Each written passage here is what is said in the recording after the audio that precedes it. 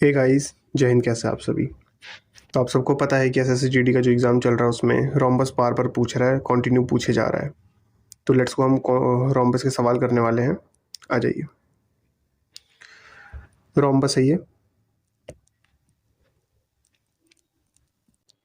ठीक। जो रोम्बस होती है उसके दो डायगोनल होते हैं, और जो ये दोनों डायगोनल होते हैं वो एक दूसरे के इक्वल, विकर्ण जो होते हैं वो बराबर नहीं होते हैं, और एक दूसरे को 90 डिग्री पे काटते हैं और सभी भुजाएं बराबर होती हैं, ठीक। अब सुनो मेरी बात। जो इसका एरिया होता है वो होता है आधार इंटू बेस। एरिया जो होता है वो होता है बेस इंटू हाइट। और एक अगर आपको डायगोनल पता है तो डायगोनल से भी आप एरिया निकाल सकते हो। इस फॉर्मूले की आपको इतनी नहीं पड़ेगी एसएससी के लिए, ठीक है। पेरीमीटर 4 है। पेरीमीटर निकालने का तरीका ये भी होता है 2 अंडर रूट d1 का स्क्वायर प्लस d2 का स्क्वायर। सबसे इंपॉर्टेंट टॉपिक होता है, सबसे इंपॉर्टेंट ये चीज़ है, आपको ये याद रखना ही रखना है। 4a square is equal to d1 का स्क्वायर प्लस d2 का स्क्वायर। मोस्ट इंपॉर्टेंट है। आइए 3 क्वेश्चन कराऊंगा, उसी हिसाब का काम हो जाएगा। Let's go. Diagonal of rhombus दे रखा है 10 सेंटीमीटर एंड 40 सेंटीमीटर। हम एरिया फाइंड करना है। हमने क्या सीखा? 1/2 इंटू बेस इंटू हाइट। तो 1/2 इंटू बेस कितना है? कुछ छोटे वाले को बेस मान लो। हाइट कितना है? 40। कुछ भी मान सकते हो तुम, ठीक है, क्योंकि हमें क्या करना है इसमें। ये 5 से गया और 4 पंजे 200, ठीक है। नेक्स्ट क्वेश्चन करते हैं। एंड भाई, अगर आपको ऐसी छोटी छोटी वीडियो चाहिए जो कि आपके एग्जाम में डायरेक्ट क्वेश्चन बनाएंगे तो उसके लिए प्लीज़ लाइक एंड सब्सक्राइब कर देना और कमेंट में बता देना मुझे। अब ये देखो, रोम्बस का पेरीमीटर कितना है? 40, यानी कि चारों साइड का जो वो है वो 40 सेंटीमीटर है। तो हमें इसको क्या करना है, एक साइड का क्या हो जाएगा, यानी कि 10 सेंटीमीटर की इसकी एक साइड हो गई, ठीक। अब सुनो, हमने फॉर्मूला याद करा था 4a square is equal to d1 का स्क्वायर प्लस में d2 का स्क्वायर, ठीक।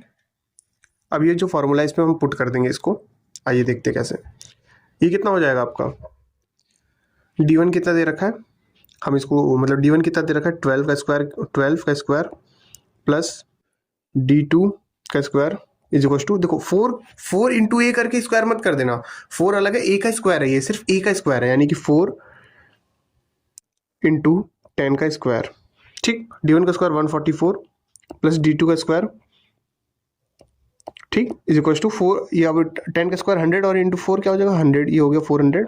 अब सुनो, d2 का स्क्वायर इज इक्वल टू, ये इधर जाके माइनस हो जाएगा और ये कितना हो जाएगा? माइनस 100 में से हो गया तो 300 और 44 में से गया तो 256, यानी कि 256 बचा। अब खुद सोचो 256 किसका स्क्वायर होता है? d2 का। अगर इस पे रूट लगाएंगे हम, अगर इस पे रूट लगा 256, और 256 किसके टेबल में आता है? यानी कि 16 के टेबल में, यानी कि इसका आंसर कितना हो गया? 16, ठीक। 3 टाइप के क्वेश्चन बनेंगे। ये वाला जो क्वेश्चन है ये मैक्सिमम है आपका, इससे ज़्यादा बाहर नहीं जाएगा, ठीक है। इस क्वेश्चन को कर दें, प्लीज़ लाइक एंड सब्सक्राइब कर देना थोड़ा सा चैनल। देखो क्या कहा गया है, डायगोनल का जो रेशियो है वो 2:5 है, यानी कि d1 और d2 का जो रेशियो है वो है 2:5।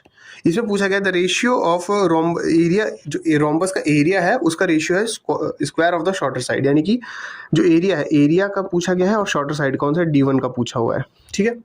चलिए इसको करते हैं। एरिया का क्या होता है formula? 1/2 into d1 into d2, ठीक, इज इक्वल टू d1, ठीक है। और d1 का क्या बोला गया? इसने स्क्वायर बोला गया है, ठीक है। मतलब यार ये इज इक्वल टू नहीं होगा यहाँ पे, एक सेकंड, यहाँ पे इज इक्वल टू की जगह रेशियो होगा, ठीक है। इतना आप समझ गए? Let's go. अब देखो d1 की वैल्यू कितनी है? 2। 1/2 d1 की वैल्यू कितनी है? 2, और d2 की वैल्यू कितनी है? 5। और रेशियो में अगर d1 की वैल्यू कितनी थी? 2, और 2 का स्क्वायर कितना हो जाएगा? 4, और 2 से तो ये 2 गया, तो ये आंसर कितना आ गया? 5:4। ये इसका आंसर हो जाएगा, ठीक है भाई। ये तुम्हारा पूरा कंप्लीट रोम्बस हो गया। इससे ज़्यादा एग्जाम में बिल्कुल बाहर नहीं आएगा। एंड प्लीज़ चैनल को लाइक एंड सब्सक्राइब कर देना भाई। जय हिंद।